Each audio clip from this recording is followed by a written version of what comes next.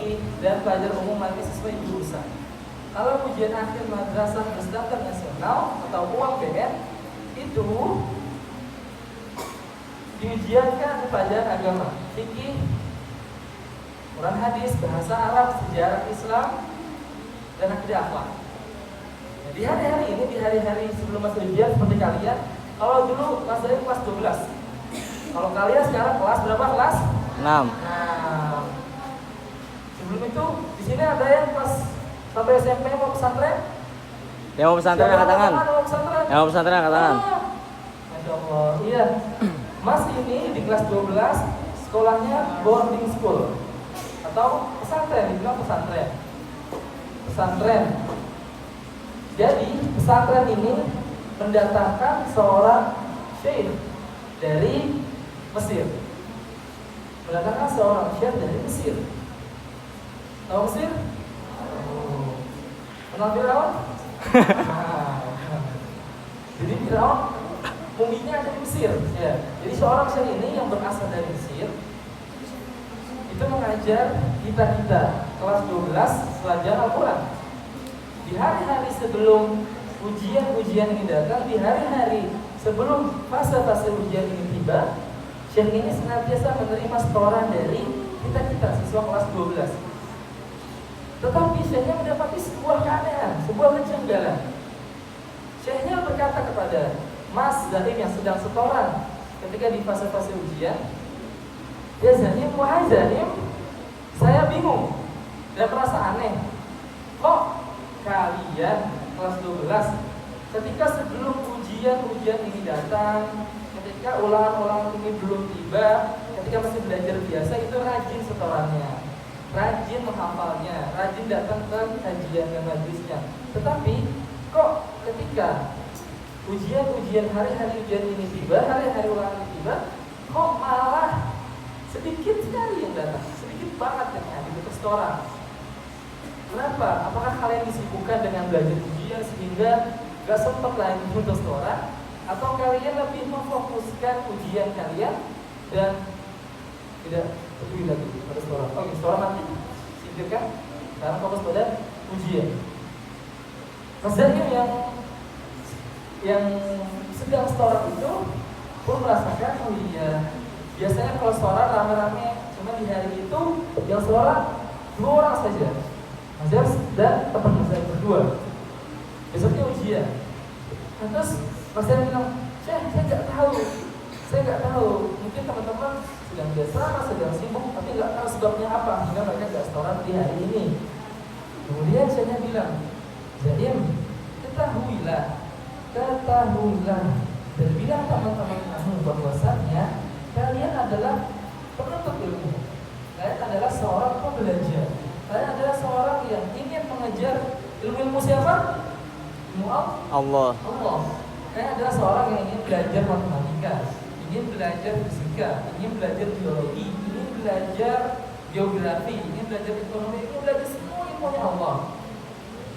Maka hal pertama yang mesti seorang penuntut ilmu itu fokuskan dan jangan ditinggal adalah sumber daripada ilmu pengetahuan.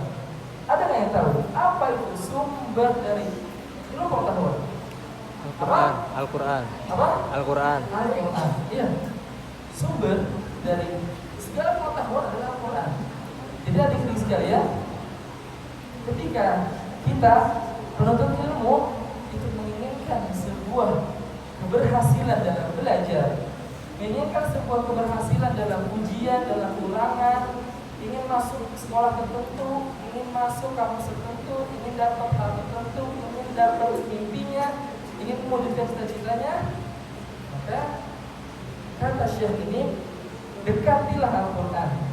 Jangan tinggalkan Al-Quran. Jangan hanya dekat Al-Quran di maghrib. Berapa hari? Berapa? Sepekan. Hari. Berapa? Sepekan. Masya Allah. Nginep sepekan. Nginepnya sepekan. Bawa berapa baju? Dikirim setiap hari bajunya, Mas. Oh, iya setiap hari. Iya.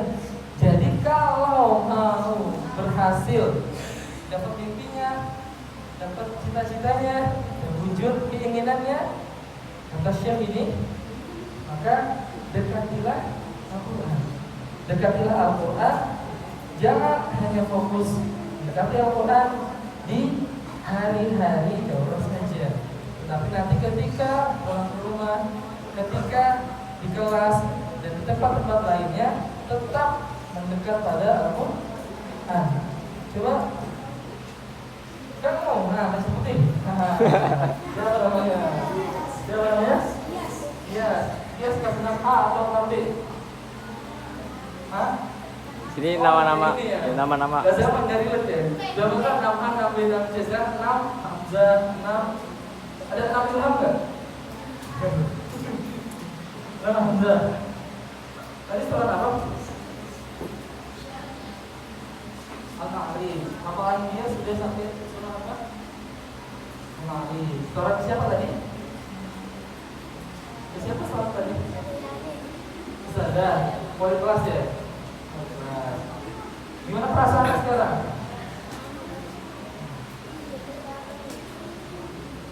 Nah, kamu duduk cepat.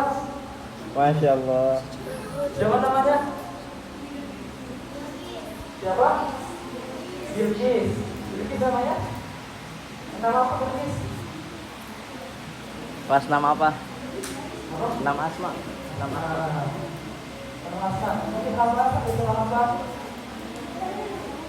Anak. Masya Allah, anak. Dari anak atau dari Allah? Oke, yang paling banyak nama anak siapa? Ini ada apa? Surah Muhammad. Al-Fat sudah? Dari depan, dari Al-Aqaf. Oh.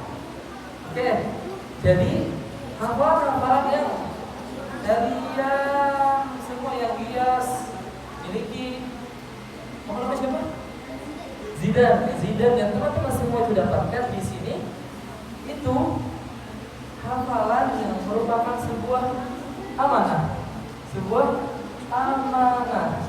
Jadi hafalan ini merupakan titik awal untuk teman-teman sekalian mendapatkan apa yang teman-teman itu inginkan. Karena Rasulullah itu bersabda,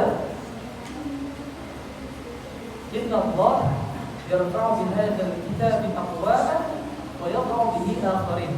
Sesungguhnya Allah itu mengangkat derajat suatu kaum dengan Al-Quran.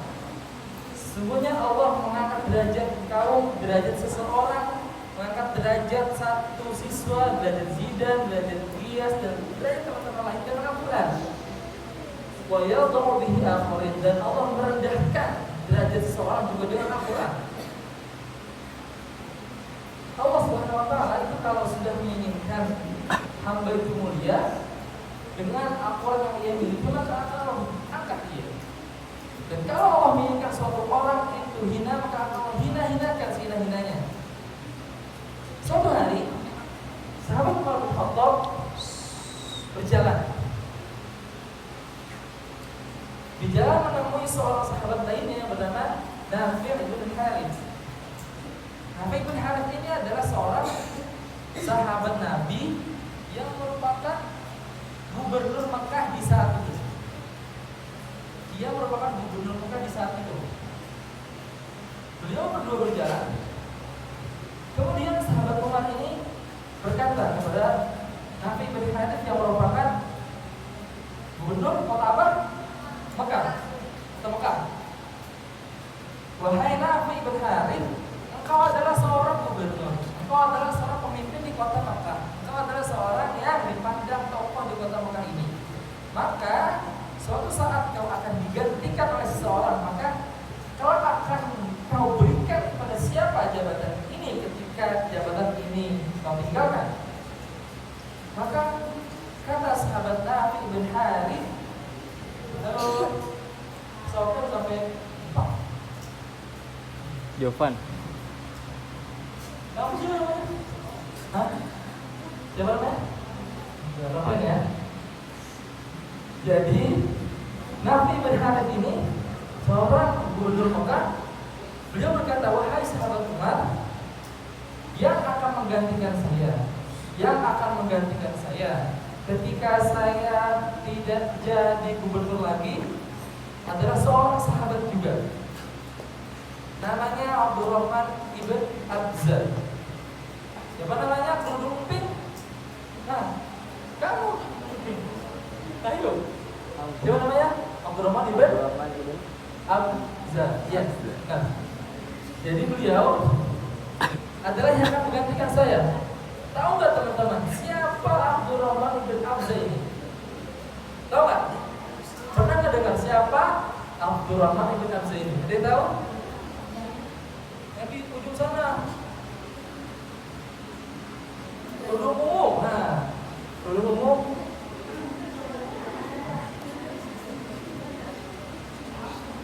Pernah dengar Abdurrahman ibn Abza? Ustaz ya? Oh, Ustaz. Yang depannya muridnya? Oke, siapa yang pernah dengar Abdurrahman ibn Abza? Gak ada. Abdurrahman ibn Abza ini adalah seorang budak. Ada yang tahu budak? Pembantu. Anak-anak ya? Bukan, pembantu.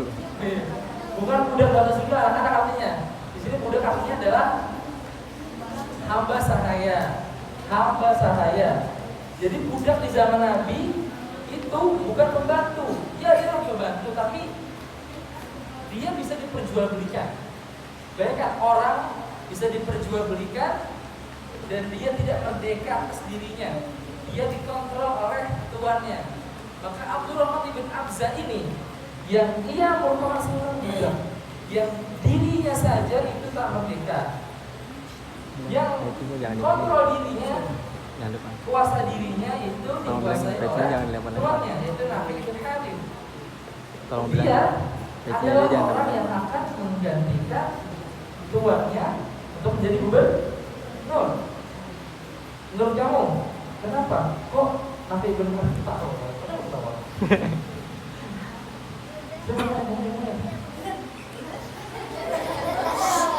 Oh, ini mendengarkan gak tidur. Fokus mendengarkan. Menurut kamu, nama kamu siapa guys? Kamu tahu? Kenapa?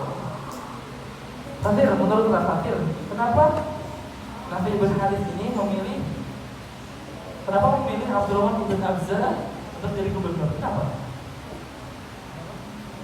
Nah, jawab nggak tahu, yang lain jawabannya dong apa? Menurut kamu apa? Karena dia percaya. Jawab. Karena dia percaya. Jawab. Karena dia percaya. Karena dia mulia. Kenapa dia mulia? Kan dia budak.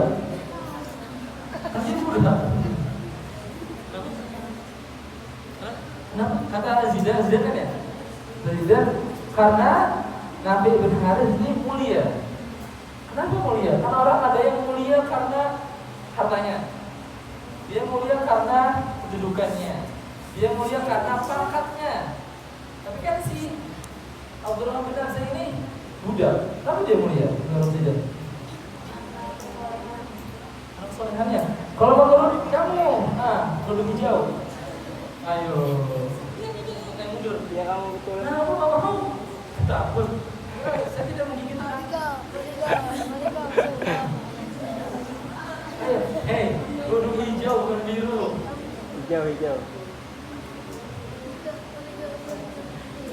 Siapa namanya nih? Tadi siapa namanya? Maksudnya? Hah? Viola. Menurut Viola. Kenapa Nabi bin Haris ini memilih Abdurrahman ibn Abza untuk menjadi gubernur padahal dia seorang budak?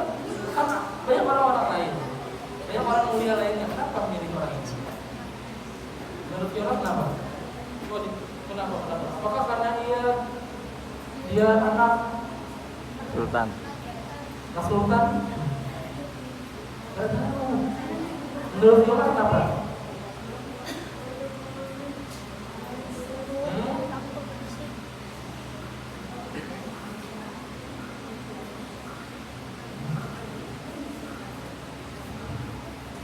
Siapa yang mau ditanya? tanya. Nah itu yang barusan bisa di kepala. Iya kamu yang ngindar. Enggak, yang itu. Langsung dulu itu banyak. Yang samping kanan duduk pink. Bukan yang ke belakang semua. Ini samping, yang samping kanan duduk pink, samping kiri kacamata. Nah,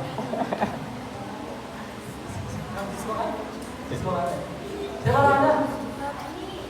Siapa? Fani. Fani. Oke, tadi Viola belum bisa jawab Fani. Mungkin Fani bisa jawab. Kenapa?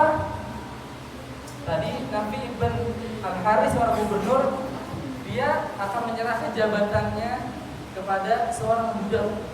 Kenapa seorang budak yang dipilih? Ini yang milih sahabat loh yang menentukan. Sahabat gak asal-asal nentuinnya. Kenapa menurut kamu?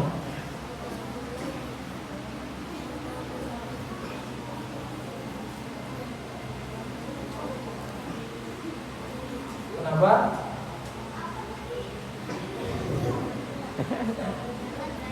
Kan ada gubernur Mekah tadi namanya Nafi Ibn Haris.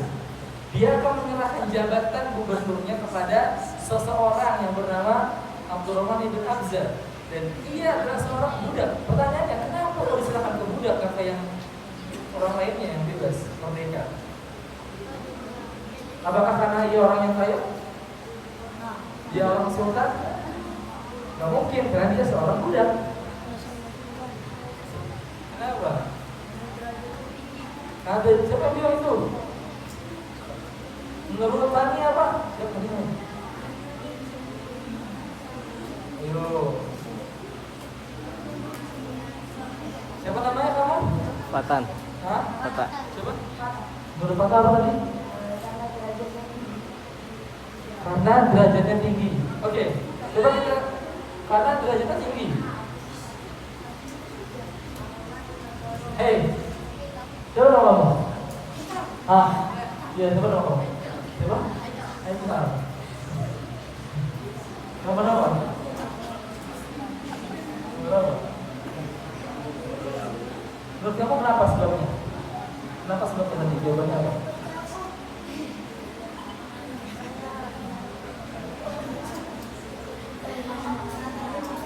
Kenapa sahabat tadi memilih seorang budak untuk jadi gubernur? Apa? Karena dia menurut kamu kenapa? Hei, siapa namanya? Kenapa Mari?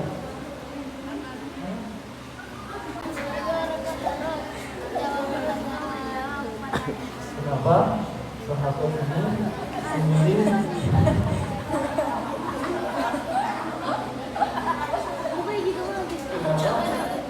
siapa nama kamu? Siapa nama kamu? Dia ngantuk banget. Bilang guys, sore udah sholat ya, sama ya. Mana Uwais namanya? Wildan. Menurut Wildan, kenapa sahabat ini milih bilang lagi gitu?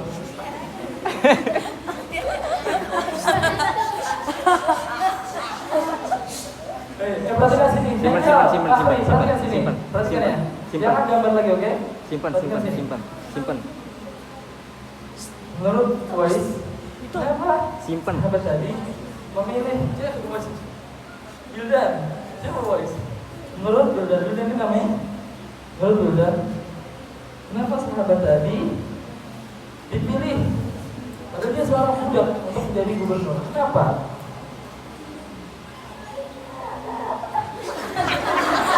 Jangan diketawain. Ini jawabannya benar. Jawaban Wildan benar. Wildan hebat. Ya. Ini benar dapat hadiah dari Ustaz Ilham. Ustaz Ilham hadiah. Oke. Kenapa menurut Wildan dapat hadiah? Dapat jabatan gubernur. Karena Bacaan. dia pintar dan suka baca Al-Quran. Masya Allah. Ini dia jawabannya. Bukan, nggak boleh. Takbir. Allah Akbar. Dan bukan. Iya, karena seorang sahabat ini menjadi mulia padahal dia seorang budak karena kamu sudah ngantuk. Siapa namamu? Ibnu ngantuk ya? Ya. Kita langsung lanjutan. Kita selesai insyaallah. Duduknya yang betul, yang betul. Duduknya yang betul, duduknya yang betul, duduknya yang betul, duduknya yang betul. Semuanya duduk yang betul. Bentar. Iya, karena sahabat Nabi bin Haris ini adalah seorang yang ahli Al-Quran. Dia seorang budak. Iya. Dia seorang hamba sahaya. Iya. Mungkin dia beda dengan hamba-hamba merdeka lainnya. Tapi dia Allah angkat derajatnya, dia Allah tinggikan derajatnya, dia Allah jadikan seorang gubernur. Bukan karena harta, bukan karena derajat secara sosial yang dia miliki, tapi karena dia seorang ahli Al-Quran. Dia baca Al-Quran, gak hanya ketika daurah. Dia ngapal Al-Quran gak hanya ketika daurah, tapi di rumah juga, di tempat ngaji juga, di TPA juga, ketika pulang kampung juga, dan di tempat-tempat lainnya. Akhirnya, karena ilmu yang dia miliki ini, Allah angkat derajat dia, Allah sukseskan dia, hingga dia jadi gubernur. Pertanyaannya, siapa di sini yang mau jadi Wildan? Nah, nggak ada. Siapa di sini yang mau sukses? Kanan, Tinggi lagi. Ya. Ya, kalau kita mau sukses, maka hal pertama yang kita dekati itu apa? Al-Quran. Ya. Jadi semangat menghafalnya di sisa berapa hari lagi? 3 hari lagi ya. Sisa 3 hari lagi, 2 hari lagi. 2 hari lagi, semangat menghafal Qurannya, semangat menghafalnya, semangat setorannya. Haikal, Haikal. Tahli, siapa namanya? Lala. Siapa namanya? Jalan. Galang. Galang, Haikal, Tahli. Oke, perhatikan. Kamu kalian mau sukses mau nggak? Sukses. Kamu mau jadi apa? Jadi apa? Cita-cita? Apa? Jadi artis? Jalan? Jadi polisi? Tapi apa aja polisi nggak mau?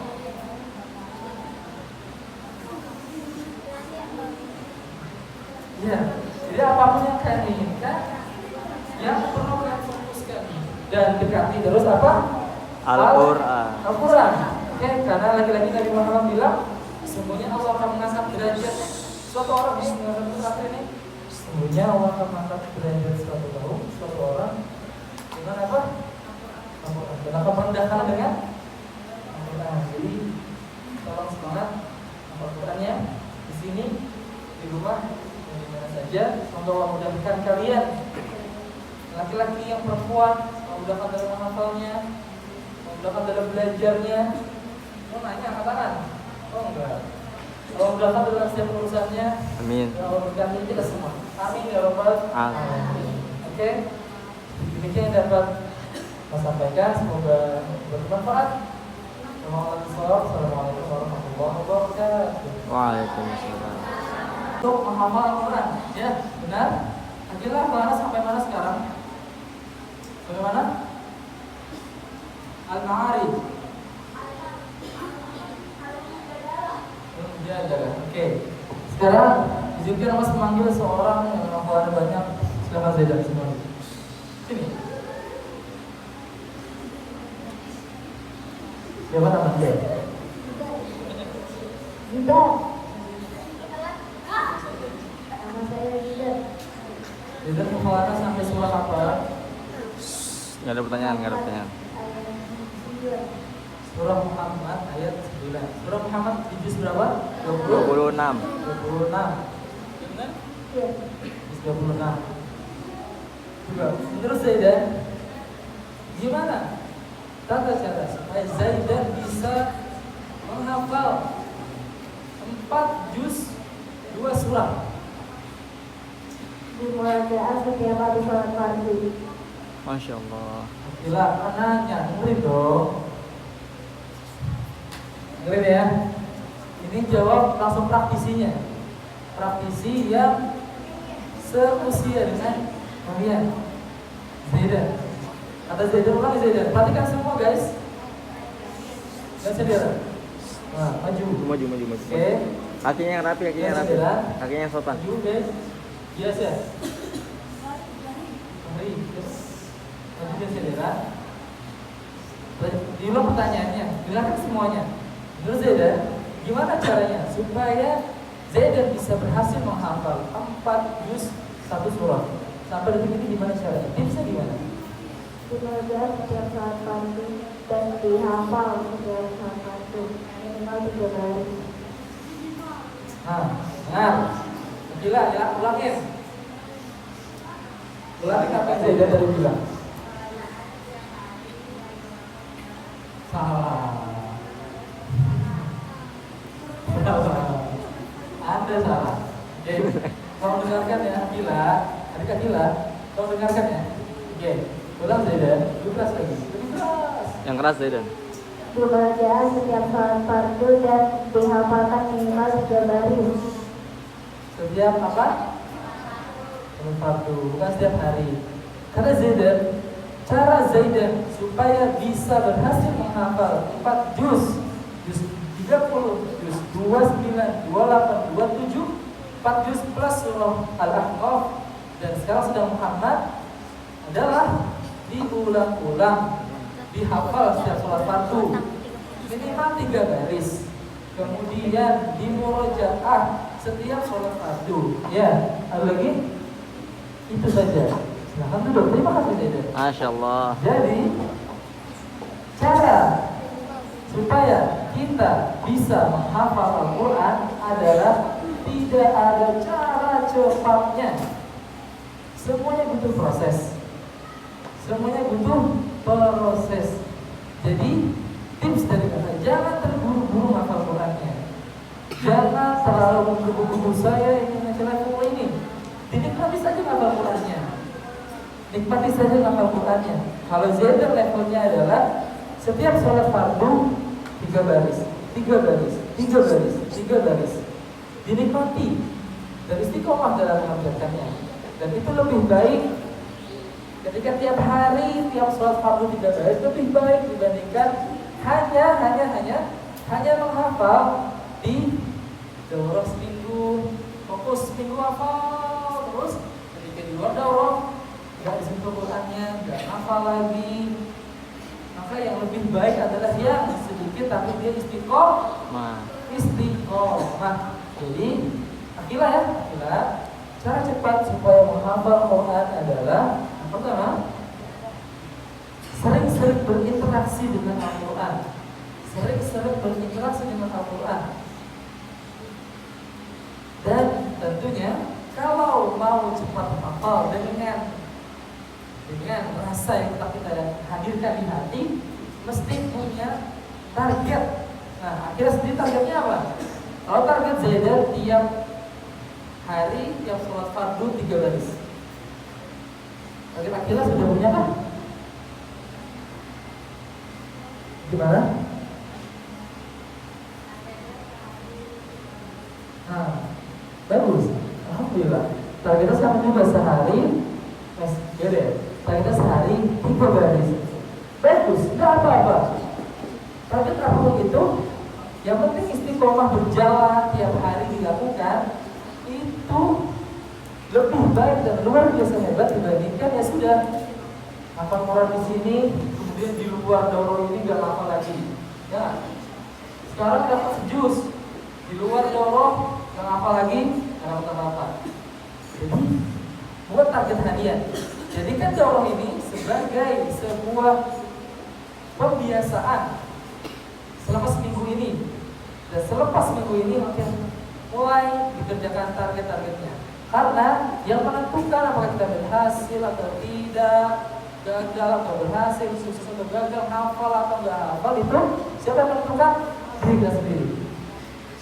Apakah kita mau hafal atau mau tiktokan? Nah, Coba kita mau hafal atau mau mabar ML PUBG. Jadi tentukan target hariannya, kerjakan target itu istiqomah, nikmati dalam hafal Qurannya. Insya Allah ketika target itu tiap hari dilaksanakan, ujungnya akan habis juga, ya.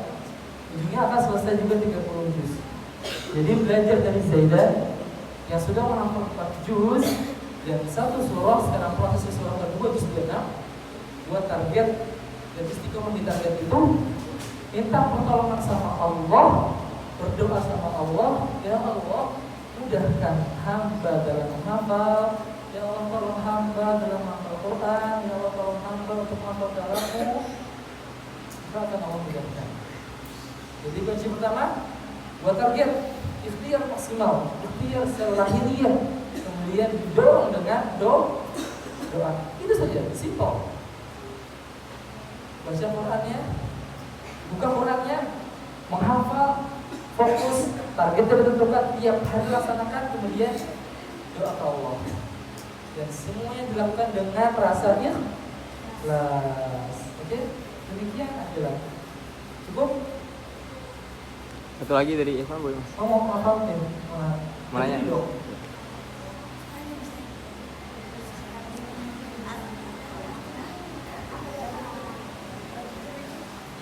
Apa? Butuh berapa lama Ustaz buat khatam Al-Quran? Butuh berapa lama Ustaz buat 30 juz?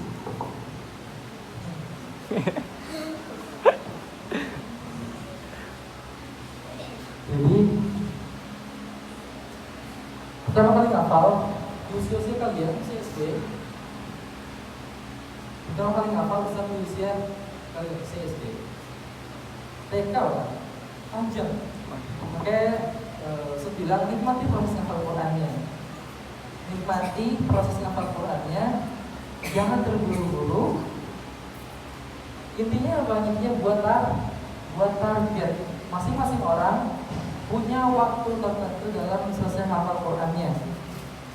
Jadi fokuslah pada target yang apa namanya? Buldan. Yang Buldan miliki. Dalam target apa? Kemampuannya seperti apa?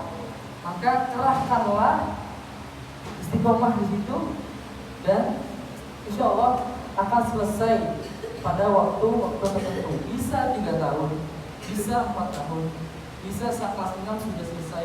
Itu nanti ketika SMP selesai. Jadi silahkan saja tanpa melihat kanan kiri, tanpa tahu dia selesai kapan, fokus saja pada target yang sudah mengejar. Jadi pertanyaannya awal punya target apa?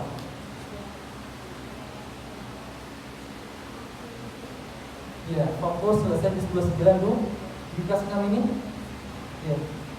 Kemudian punya target selesai di 29 di kelas 6 ini, maka fokus ikhtiar maksimal ya, dan fokus untuk menyelesaikan.